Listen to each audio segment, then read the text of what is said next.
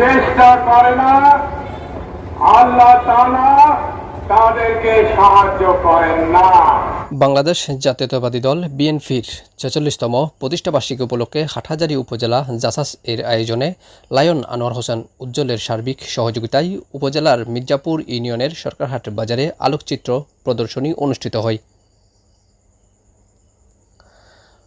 রবিবার ১ সেপ্টেম্বর বাদে মাগরিব থেকে রাত ১০টা পর্যন্ত মাল্টিমিডিয়া প্রজেক্টরের মাধ্যমে বাংলাদেশের সাবেক রাষ্ট্রপতি, সেনাপ্রধান, বাংলাদেশি জাতীয়তাবাদের প্রবক্তা ও মুক্তিযোদ্ধা শহীদ জিয়াউর রহমান ও সাবেক প্রধানমন্ত্রী বেগম খালেদা জিয়ার অবদানের বিভিন্ন তথ্যচিত্র দেখানো হয়।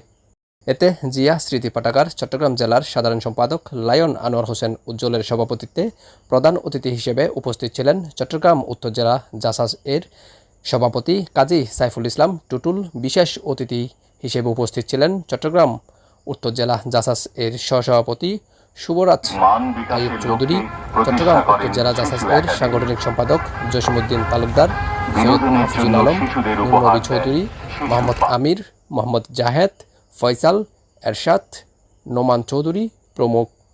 এ সময় তারা বলেন, বাংলাদেশ জাতীয় দল বিএনপির আজকে ৪৬তম প্রতিষ্ঠাবার্ষিকী উপলক্ষে আজকে বাংলাদেশ জাতীয় দলের পক্ষ থেকে সকালবেলা শহীদ জিয়ার প্রথম মাজারে জিয়ানগরে সবার বাংলাদেশ জাতীয় দল এবং অঙ্গ সংগঠন সবার একটি দলীয় কর্মসূচি ছিল এবং ওখানে বাংলাদেশ জাতীয় দল এবং অঙ্গ সংগঠনের সকল নেতাকর্মী আমাদের প্রায় অনেক দিন পর, অনেক বছর পরে শহীদ প্রেসিডেন্ট জিয়াউর প্রথম কবর, প্রথম মাজার আমরা আজকে পুষ্পস্তবক অর্পণ করতে পেরেছি। এই প্রেক্ষিতে আজকে আমি বাংলাদেশ জাতীয়তাবাদী সামাজিক সাংস্কৃতিক জাসাস বিএনপির প্রতিষ্ঠাবার্ষিকী বলে একটি উদ্যোগ গ্রহণ করেছেন।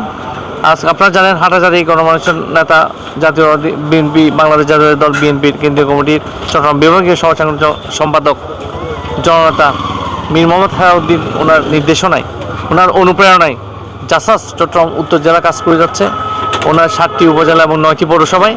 এবং ওই পরিপ্রেক্ষিতে উত্তর জেলা আওতাধীন হাটহাজারী উপজেলার আজকে একটি সুন্দর তথ্যচিত্র আজকে প্রদর্শন হয়েছে হাটহাজারী মির্জাপুর ইউনিয়নের সরকারহাট বাজারে। আপনারা জানেন আজকের এই তথ্য অনুষ্ঠানে সার্বিক তত্ত্বাবধান ছিল আমাদের শহীদ জিয়া স্মৃতি পাঠাগারের চট্টগ্রাম জেলার সংগ্রামী সাধারণ সম্পাদক জনাব লায়ন আনোয়ার হোসেন উজ্জ্বল ভাই।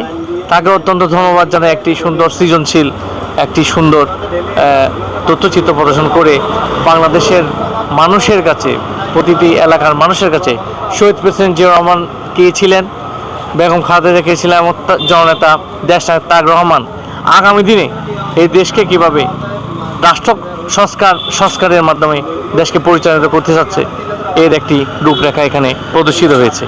আপনারা জানেন, আপনারা সারা বাংলাদেশের মানুষ আজকে যে শান্তিটুকু, যে আশাটুকু করছেন, সাম্যের একটি রাজনীতি চাচ্ছেন, শহীদ প্রেসিডেন্ট জিয়াউর রহমান আজকে থেকে ৪৬ বছর আগে বাংলাদেশের বীজ বপন করেছিল এবং সারা পৃথিবীতে উনি এটা ছড়িয়ে দিয়েছিল। এবং এই পরিপ্রেক্ষিতে আমরা একটা জাতীয়তাবাদী আদর্শের কর্মী হিসেবে আমাদের দায়িত্ব হচ্ছে যে ওনার যে ১৯ দফা কর্মসূচি, ওনার যে রাষ্ট্রের যে কর্মসূচি ছিল, রাষ্ট্রের যে উন্নয়নের যে কর্মসূচি এবং বহুদলীয় গণতন্ত্রের যে একটা চিন্তাভাবনা ছিল, সাংবাদিকতার যে একটা স্বাধীনতার বর্ণনা ছিল, এই জিনিসগুলো এতদিন আমরা কুক্ষিগত করেছিল ফ্যাসিস্ট আওয়ামী সরকার। এখন থেকে আমরা বাংলাদেশ 5 আগস্টের স্বাধীনতার পরে আমরা আমাদের প্রতিটি এলাকায়, প্রতিটি ইউনিয়নের, প্রতিটি উপজেলায় এই চর্চাগুলি আমরা করব জাসাসের মাধ্যমে।